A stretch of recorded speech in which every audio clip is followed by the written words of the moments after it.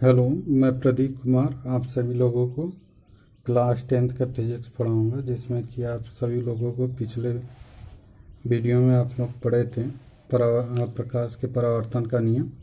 आज पढ़ेंगे समतल दर्पण द्वारा समतल समतल दर्पण द्वारा प्रतिबिंब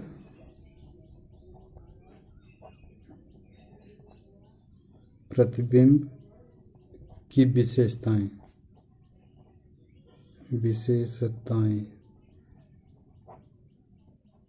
तो समतल दर्पण आप लोग देखे ही होंगे कि जिसमें कि हम लोग चेहरा देखते हैं, तो उसकी क्या क्या विशेषताएं होती हैं। उसकी यह विशेषता होती है कि अगर समतल दर्पण के सामने जितनी दूरी पर खड़े होते हैं, समतल दर्पण से जितनी दूरी पर खड़े होते हैं उतना दूरी पर पीछे उसके प्रतिबिंब बनता है। तो यहाँ पर विशेषताओं में पहला लिखते चलेंगे। यहाँ पे जो समतल दर्पण द्वारा जो प्रतिबिंब बनता है वह हमेशा आभासी होता है और सीधा बनता है। तो समतल दर्पण द्वारा जो भी प्रतिबिंब बनता है वह क्या होता है, आभासी होता है और सीधा बनता है।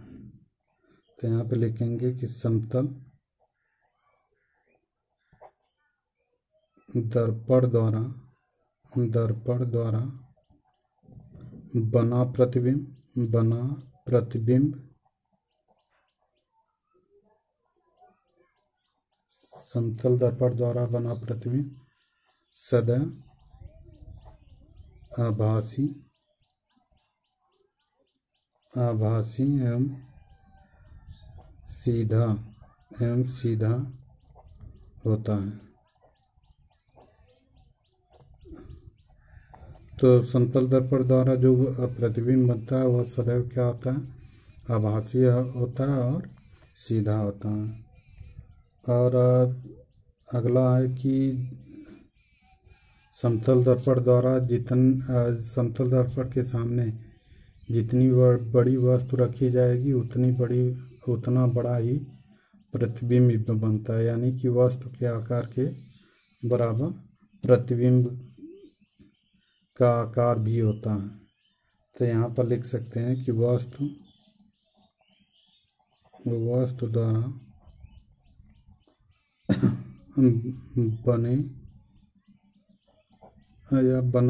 बना प्रतिबिंब का आकार वस्तु के आकार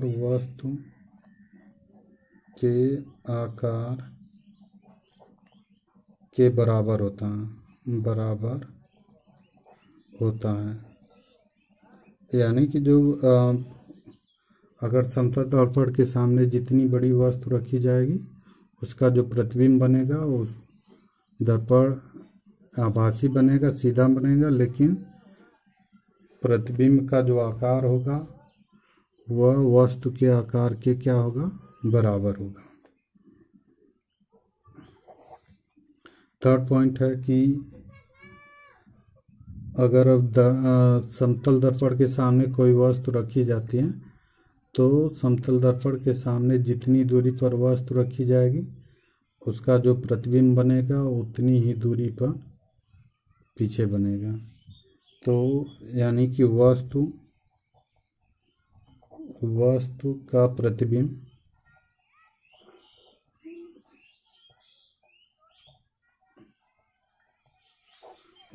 प्रतिबिंब उतनी ही दूरी पर बनता है जितनी दूरी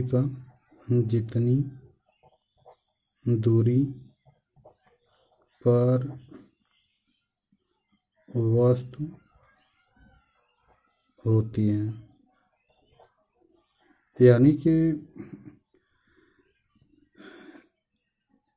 वस्तु अगर यहाँ पे समतल दर्पण है, इसके सामने अगर वस्तु रखी जाती है तो जितनी दूरी यहाँ से वस्तु की होगी उतनी ही पीछे उसका प्रतिबिंब उतनी ही दूरी पर बनेगा। और इसमें बताया गया कि जो वस्तु द्वारा प्रतिबिंब बनता है उसका जो आकार होगा, प्रतिबिंब का जो आकार होगा वस्तु के आकार के क्या होता है, बराबर होता है। और समतल दर्पण द्वारा जो प्रतिबिंब बनता है वह सदैव क्या होता है, आभासी और सीधा बनता है। तो इस प्रकार से हम लोग समतल दर्पण द्वारा जो प्रतिबिंब की विशेषताएं होती हैं वह हम लोग जान लिए।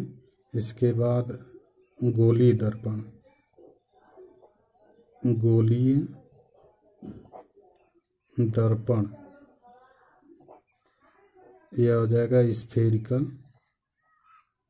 Spherical mirror.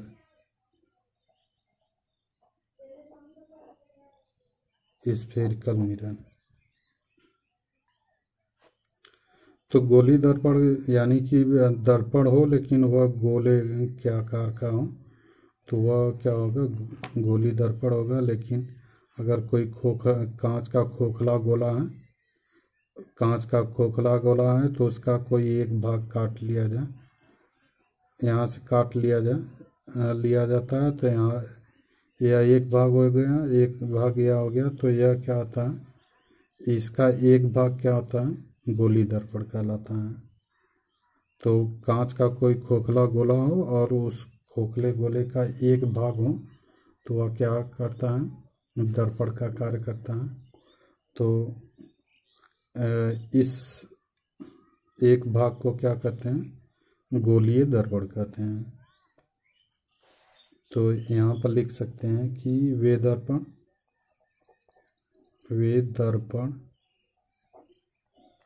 जो कांच के खोखले गोले के एक भाग होते हैं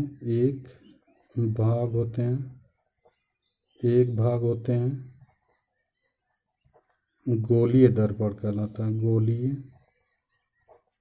दर्पण कहलाता है। या सीधे कह सकते हैं कि अगर कोई गोलीय कांच है, कोई गोलीय खोखला कांच है तो उसका एक भाग जो होता है वह गोली दर्पण कहलाता है। तो गोली दर्पण दो प्रकार का होता है। गोली दर्पण क्या होता है, दो प्रकार का होता है। तो यानी कि यहाँ पे लिख सकते हैं गोली दर्पण के प्रकार।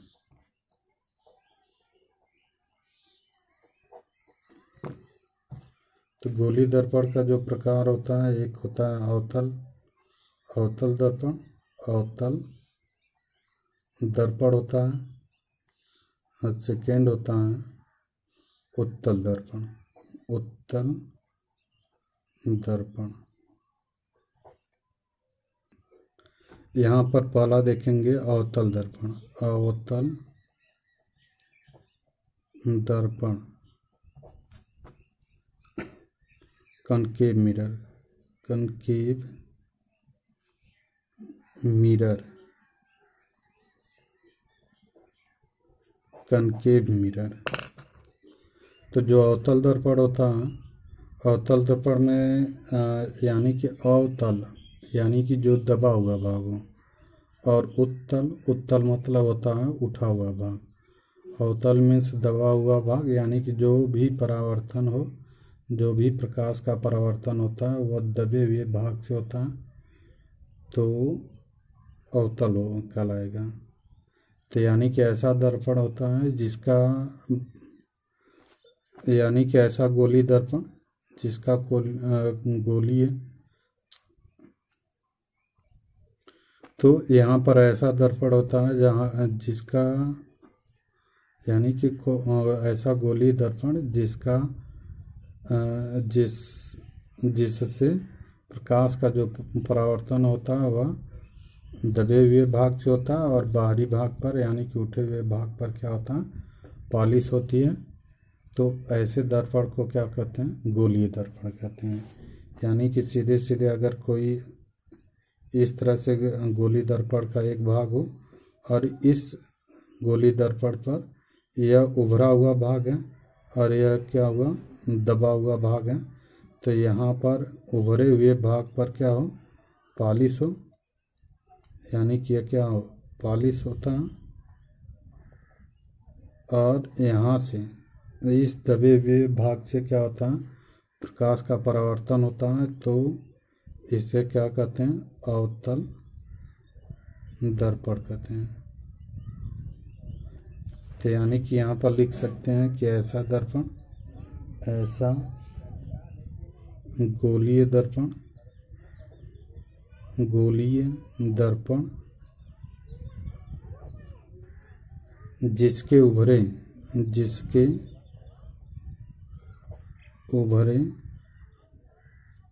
भाग पर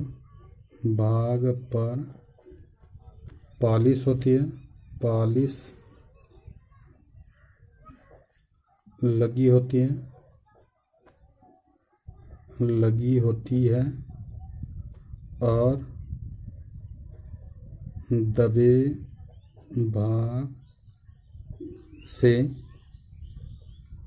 भाग से प्रकाश का परावर्तन होता है, प्रकाश का परावर्तन होता है, अवतल दर्पण कहलाता है, अवतल दर्पण कहलाता है।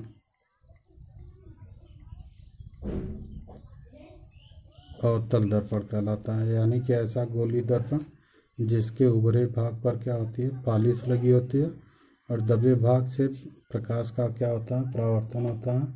तो ऐसे दर्पण को क्या कहते हैं, अवतल दर्पण।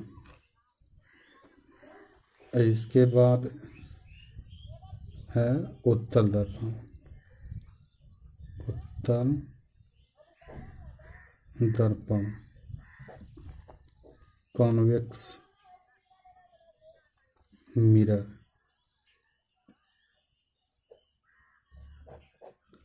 तो जो लोग वीडियो को सब्सक्राइब नहीं किए हैं, सब्सक्राइब कर लें, ताकि जो भी वीडियो यूट्यूब पर अपलोड होता है तुरंत आपके पास पहुंचता रहे। और वीडियो को लाइक करिए और शेयर कीजिए अपने दोस्तों में, ताकि वह सब भी पढ़ाई आराम से कर सकें।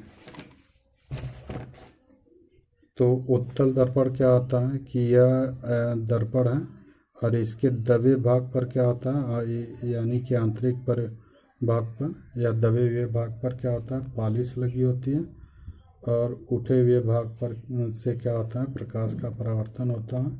तो ऐसे दर्पण को क्या कहते हैं, उत्तल दर्पण। तो यह पॉलिश होता है, तो यह क्या है, उत्तल दर्पण है, उत्तल दर्पण। तो यहाँ पर कह सकते हैं कि ऐसा गोली दर्पण, ऐसा गोलीय दर्पण जिसके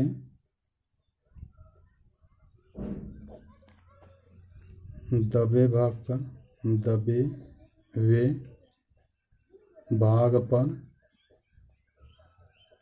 भाग पर पॉलिश लगी होती है, पॉलिश लगी होती है तथा उभरे भाग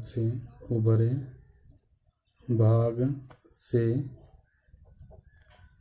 प्रकाश का परावर्तन होता है, प्रकाश का परावर्तन होता है, उत्तल दर्पण कहलाता है, उत्तल दर्पण कहलाता है।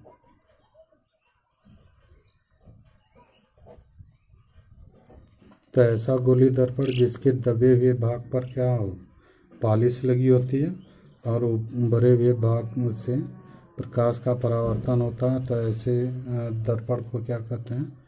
उत्तल दर्पण यानी कि कॉन्वेक्स मिरर कहते हैं। तो इस तरह से धीरे धीरे वीडियो रोज़ का रोज़ बनाते जाएंगे। तो जो लोग वीडियो को सब्सक्राइब नहीं किए हैं सब्सक्राइब कर लें, ताकि जो भी वीडियो यूट्यूब पर अपलोड होता है तुरंत आपके पास आपके मोबाइल में जो नोटिफिकेशन होता है उसमें पहुंचता है। Thank you.